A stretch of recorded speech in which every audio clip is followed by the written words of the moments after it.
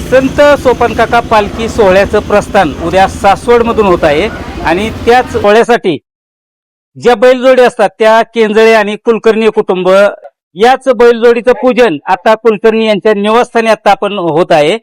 मोठ्या प्रमाणात ग्रामस्थ देखील आहेत आणि या बैलजोडीची अशी परंपरा आहे की गेल्या काही वर्षापासून म्हणजे तब्बल 100 वर्षापासून ही बैलजोडी संत सोपान काका पालखी सोहळ्यासाठी तुटणारी ही बैलजोडी साधारणपणे आमचे आजोबा वैकुंठवासी बापूसाहेब बाळाजी केंजळे यांनी ही परंपरा चालू केली. त्यांनी 100 वर्षापूर्वीपासून ही परंपरा चालू केली. त्यावेळेस बैल काही नव्हती, त्यावेळेस ते हातात पादुका घेऊन पंढरपूर पर्यंत चालत जायचे. असं तऱ्हेने आमच्याकडे केंजळे बंधूंचा हा मान आला. त्याच्यानंतर काही वर्षांनी आपण पुण्यातून एक बर्फाचा गाडा विकत घेतला. तो डागडुगी करून रथाला जोडला. त्यानंतर आदरणीय कैलासवासी बाबालाल साहेबराव काकडे यांनी कारखान्यातर्फे श्रीचरणी रथ अर्पण केला. तो काही वर्ष चालू होता.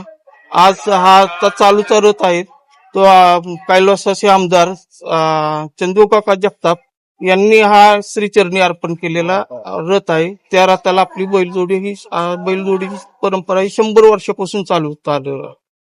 मोठी परंपरा आहे आपल्या बैलजोडीची. भावना काय आहेत आपल्या?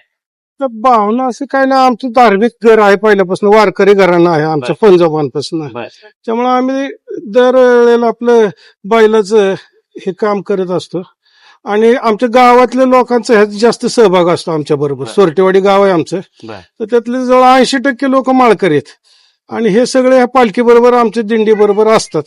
आज या ठिकाणी सोपान काका पालखीचं उद्या प्रस्थान होत असताना कुलकर्णी केंजळे हा जो शेतकरी आणि बागायतदार समजला जाणारा परिवार आहे तो गेली 100 वर्ष सोपान काकांच्या संत सोपान काकांच्या रथाला बैलजोडीचं देत असतो.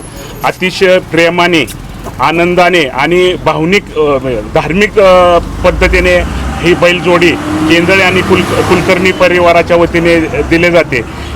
हे करत असताना ते नेरेतील सोरटेवाडीतील सर्व ग्रामस्थांना सामावून घेऊन या ठिकाणी ते आज त्याचं बैलपूजन होत आहे. तसं पाहायला गेलं तर सोपान काकाच्या पालखी सोहळ्यामध्ये कुलकर्णी आणि केंजळे कुटुंबियाचं एक भावनिक नातं निर्माण झालेलं आपल्याला पाहायला मिळत आहे. गेल्या 100 वर्षापासून हे कुटुंबीय या सोपान काकाच्या रथाला बैलजोडी देण्याचा मान देत आहे. पुरंदर रिपोर्टरसाठी मी विजय लकडे, नीरा, पुरंदर.